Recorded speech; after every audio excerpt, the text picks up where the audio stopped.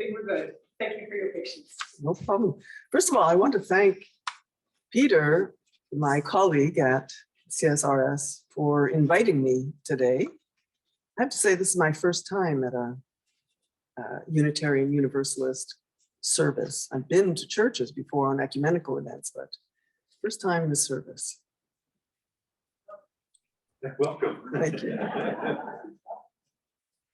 One of your members, Hinda Avery, who is also an artist in residence at CSRS, was present when Peter asked me to give the address for today. In the course of our conversation, I was reminded that I had not checked out her website. I came home and did so, and was astonished and deeply moved by the documentary that is there, that she created, called The Art of Apology: Holocaust Memorials in Germany. If you haven't been there, seen it, I recommend it. Hinda has family who were killed in the Holocaust. She created this documentary, if I may say so, after visiting a number of these sites in Germany and Poland as a way of helping to heal from intergenerational trauma. And since that is one of the rippling effects of the massacre in Montreal in 1989, it inspired me to approach that massacre in somewhat the same way, although I do not have immediate family connection, and I suspect neither do you, with these women. But considering my ceramic work, which focuses on funerary ware and different cultures' responses to death through rites and beliefs, and particularly given our own culture, which systematically denies and hides the reality of death, a focus on commemoration could itself be instructive. But first, some background history. Marc Lépine was born of a Quebecoise mother and Algerian father. In fact, he changed his name from Gamil Rabi. In his childhood, he had witnessed the physical and verbal abuse of his mother by his father, who did not consider women as equal. Nor did his father permit tenderness between his wife and their child. When he was 7, Marc's mother separated from her husband. In order to make ends meet, she returned to nursing. Marc had attended Cégep, but had not completed a final course, which would have allowed him to go on to La Polytechnique, the university himself. The police report following the tragedy described him as intelligent and erudite, but troubled, that he disliked feminists, career women, and women in traditionally male occupations. Lépine's mother, on watching the news that evening, said a prayer for the mother of the perpetrator, not yet knowing that he was her own son. After briefing reporters outside, Montreal Police Director of Public Relations, Pierre Leclerc, entered the building and found his own daughter, Maryse, stabbed.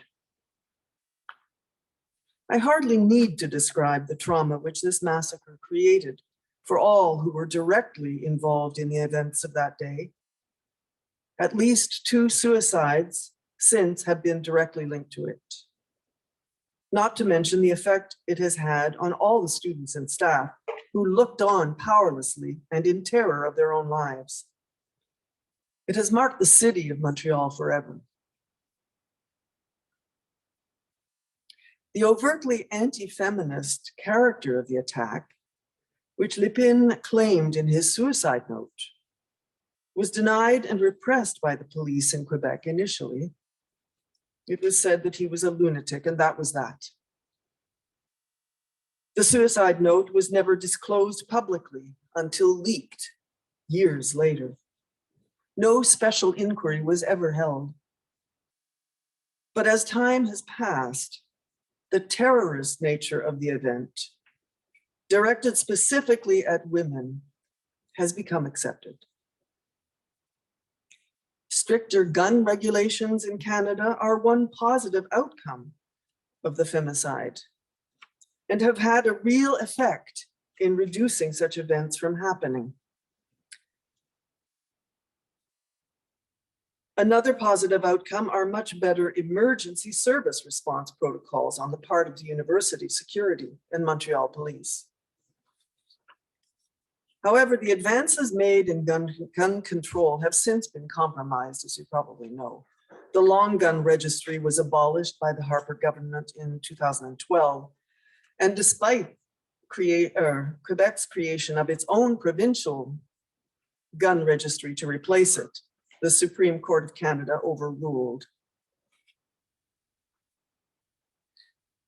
The event raises issues such as anti-feminist terrorism, gun control, mental health concerns, and more. And I know that this assembly, those of us who gather for the discussion afterwards, will have worthy things to say on many, if not all, of these issues. But I'd like to ask a different question here. How do we remember the Montreal Massacre? And how effective are the commemorative responses to it? First, there were the funerals.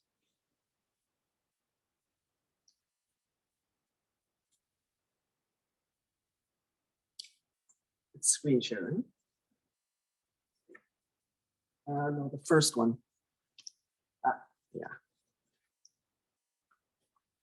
This one, held at Notre Dame Basilica in Old Montreal, shows 3 of the women who were murdered lined up along the nave. Personally, I found this photo very powerful and not unlike images of funerals of war victims.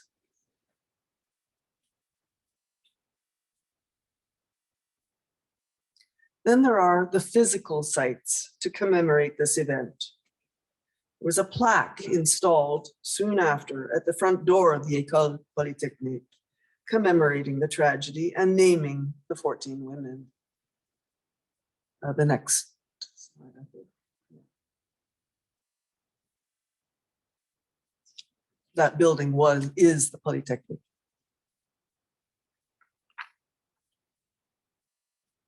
Ten years after, in 1999, a permanent commemoration park was created in the quarter of the university, a few blocks from the site of the massacre. You could show the next one. That's it. This monument and park was created by Rosemarie Goulet.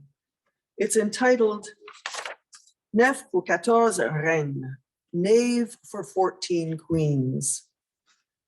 And having seen the image of the funeral, it made me think of, I wondered whether she was inspired by that, I don't know.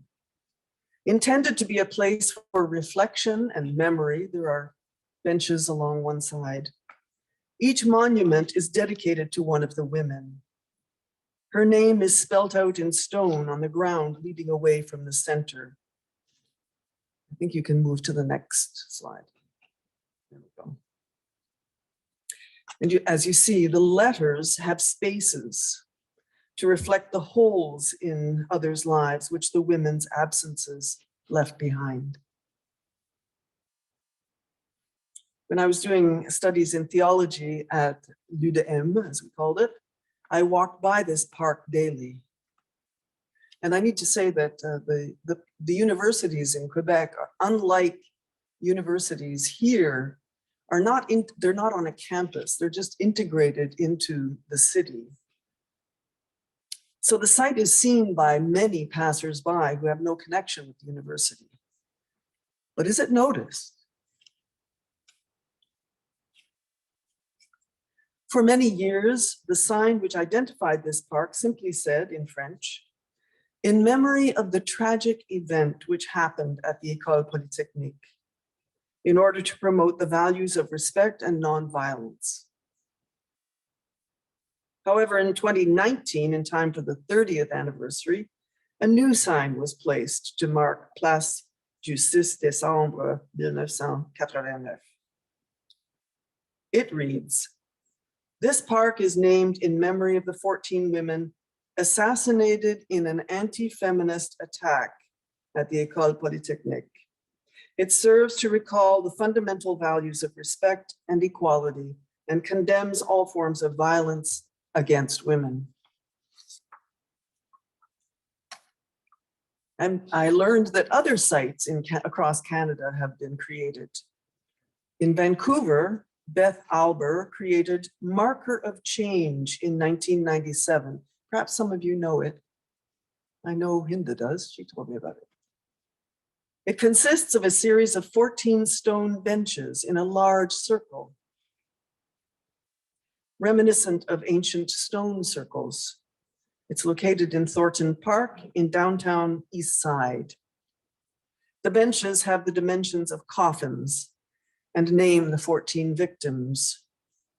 The commemoration states that it is dedicated to all women who have been murdered by men and names the 14 women killed in Montreal. It will provide a focus for healing and a tangible symbol of remembrance. Notice the depression in the middle of each bench or coffin, which as rain falls and collects there is a reference to tears. In Ottawa's Minto Park, J.C. Fleury and Mary-Leigh Focht created Enclave, the Ottawa Women's Monument in 1992. Although prompted by the Montreal Massacre, it simply states that it is a memorial to all women who were murdered and abused by men. But the artists, however, have not focused on the tragic nature of such events, but rather on ancient feminine symbols. And they go on at length about this, how it's the main form is in the shape of hips. The spiral engraved at the top is a Neolithic symbol that signifies continuity and references ancient divine femininity. It goes on and on. It's a long text. Several engineering faculties have memorials. For example, the engineering building at McMaster University in Hamilton has a memorial which names the 14 women. It simply looks like a tombstone. More interesting is the U of T Interactive Memorial.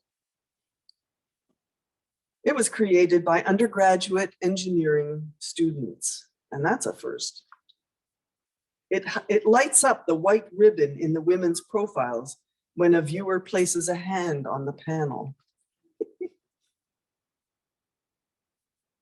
And of course, there are annual commemorations like this all over and in many contexts, particularly since 1991, when Canada designated the 6th of December as National Day of Remembrance and Action on Violence Against Women, now also called White Ribbon Day, thanks to the campaign launched by a group of men for the purpose of raising awareness about the prevalence of male violence against women, and the ribbon symbolizing the idea of men giving up their arms.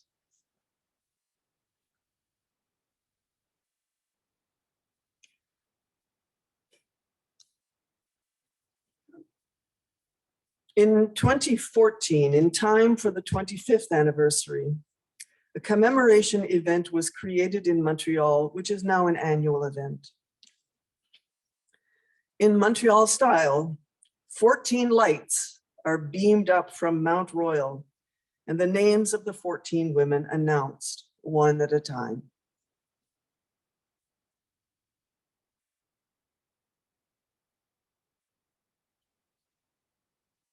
I'm also drawn to the performing arts to find powerful means of keeping the reason for these commemorations alive.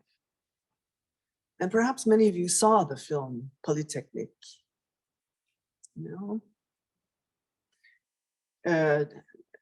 Created by Denis Villeneuve in 2008. There are two versions of it. He made sure that it was filmed in English and then filmed in French too. So it would be, so you couldn't miss it. And filmed in black and white and on site, it tells the event from the point of view of the students, particularly two of them, one male, one female, as well as that of the killer. And I recommend it. If you haven't seen it, it's excellent. It's difficult to watch, but excellent. And there are film reviews if that suits you better. And there also have been plays written. For example, The Anorak by Adam Kelly Morton in 2004 is a monologue play about the event from the perspective of the killer. Adam wrote this play while he was a master's student. The requirement was simply that the play be a monologue. So he explored the mind of Lipin. The title of the play refers to the anorak that Lipin wore into the Polytechnique. The film, or rather the play, has won several awards and has been performed as lately as in 2019 for the 30th anniversary. And it has been made into a film too. And the other one that I want to mention is, next slide, The December Man, written by Colleen Murphy in 2007. Its focus is on the post-traumatic stress disorder experienced in a student and his own parents. The student who was present at the Polytechnic that day and the ripple effect that it had on his parents. It explores the traumatic effects of those present and family and the larger society as an act of public violence. This play, like Villeneuve's film, shows that for survivors of violence, trauma is relived again and again. And here we are now, 33 years later, remembering this event. Show the next image, please. How effective are these memorials? How might we enter into the reason for them more deeply in order to grieve the young women's lives, be disturbed by the reality of derangement and systemic hatred of women that lead to such attacks? We need commemorations that call forth both compassion, healing, and also commitment to action. So I leave you with this question, perhaps for the discussion. If you were to create a memorial for this massacre, what would be a most meaningful form of expression for you?